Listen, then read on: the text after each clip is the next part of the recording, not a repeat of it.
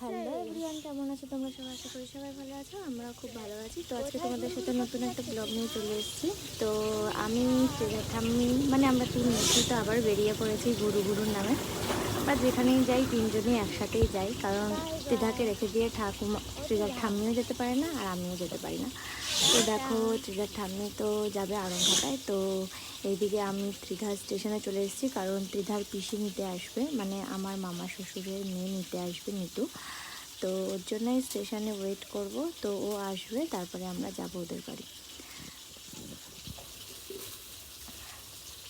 তো আমাদের ত্রিধা দেখো কীভাবে তাকিয়ে রয়েছে।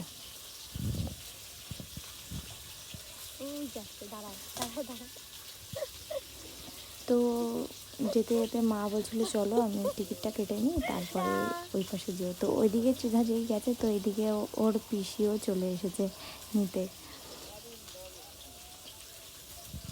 তারপরে আমরা ওই বাড়িতে গিয়ে একটু বসলাম। তো আমাদের সাথে কে দেখা করতে এসেছিলো দেখো, আমাদের ফেমাস রিদ্ধি, আমাদের একটা কিউট বেবি, কাঠবিড়ালির মতো লাগে পুরো।